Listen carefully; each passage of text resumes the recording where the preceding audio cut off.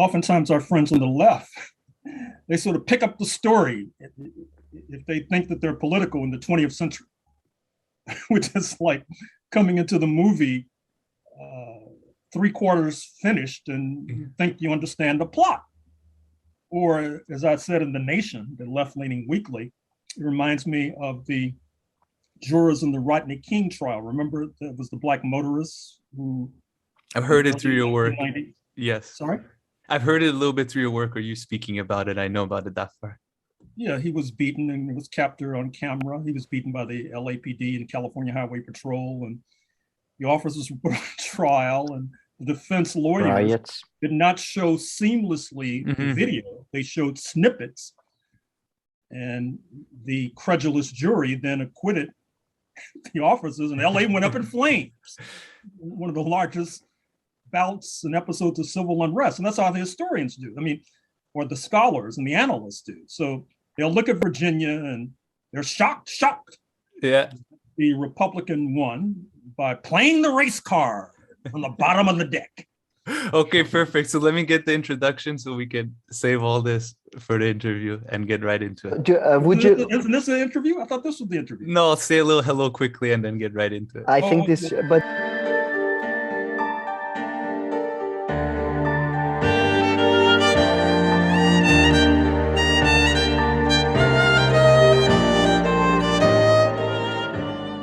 Hello, everyone. Welcome back to Spar&Brawl. I hope you're having a decent day. As always, I'm joined by my co-host, Sam. But more importantly, today we have the pleasure of being joined by Professor Gerald Horne. Professor, thank you again for joining us and your time. I don't think Professor Horne needs much introduction. He's a professor of history at the University of Houston, and quite astonishingly, Professor Horne is also the author of over 30 books, with his latest publication being The Dawning of the Apocalypse: The Roots of Slavery, White Supremacy, Settler Colonialism, which we'll discuss a lot, and Capitalism in the Long 16th Century. But okay, Professor Horne, before we get into some of our more specific questions, we just wanted to get your thoughts on it, and we just discussed about it a little bit now, but if you could pick that up about what happened in Virginia and New Jersey just last week with the elections. Well, what I was saying, and I hope that you include my prior remarks about Los Angeles, everything that I said.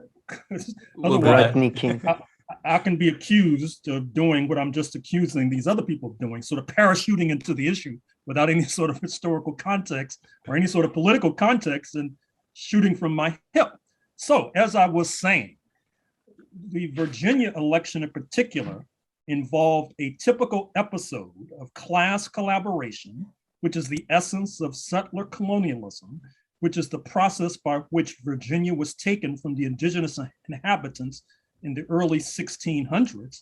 That is to say, the rich and the not so rich of European descent collaborate for mutual benefit and gain. And that's basically what happened in Virginia. That's what happened in the United States in November 2020, when Donald J. Trump almost got 75 million votes. And the sooner we wake up to this kind of reality, the better off we'll be, because you really can't plot a strategy for taking power or even advance if you don't understand the battleground. If you keep assuming, some sort of mechanical Marxist, that just because these Euro-Americans may be working class and in Western Virginia, that doesn't necessarily mean they're going to vote for the left in a settler colonial regime. Hello, people. That's my take on U.S. elections generally, Virginia in particular. So what did you make of the whole narrative that came out being around education and that being the main reason, especially in Virginia? Well, critical race theory. What's interesting, the line initially in the bourgeois press was that critical race theory comes out of law schools, particularly Harvard, and it's not taught in K through 12.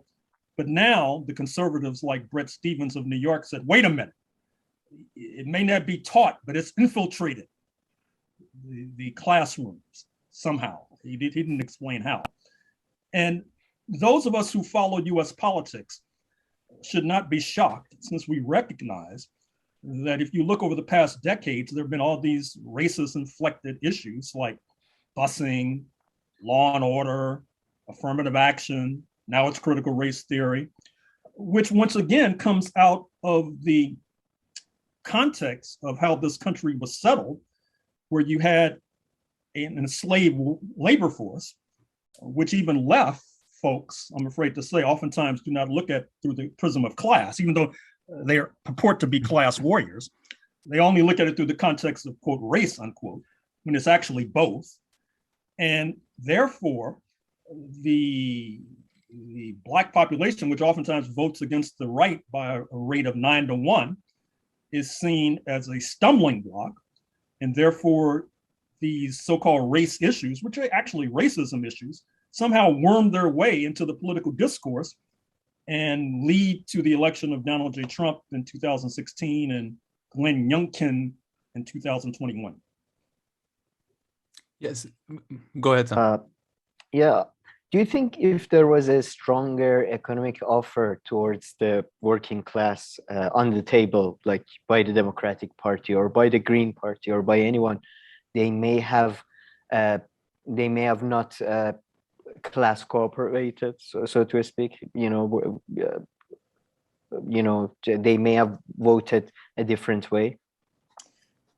Well, I keep hearing that, but somebody needs to explain why it is that the Black community has no problem. The Black working class has no problem voting against the right 9-1. Our Euro-American working class and middle class, they seem to have a problem. And so we have to keep coming to this issue of, well, if there was a better left alternative, they might vote for it.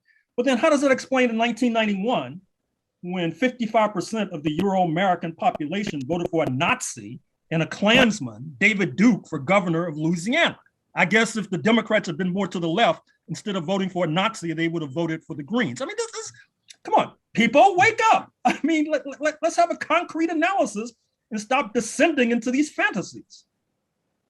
So I think I would say, in fact, because we talk about this with Sam all the time, and now I've come to understand that CRT, the way it's being used commonly now, has nothing to do with CRT.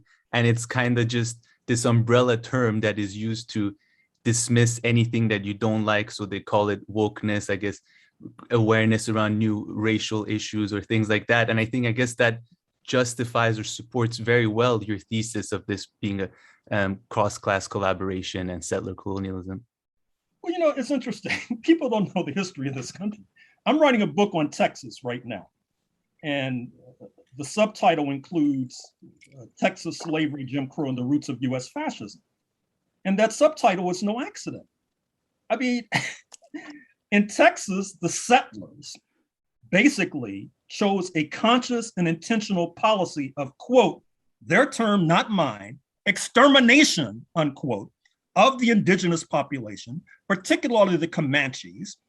And of course, they had slave labor camps as well, involving Africans. But somehow we're supposed to be surprised that in 2021, that you have a right wing that's strong in Texas, that's helping to direct the United States in a more right wing direction. And it's not like Texas is sui generis. You have a scholar at UCLA, Benjamin Matley, that wrote a book on the genocide of indigenous populations in California.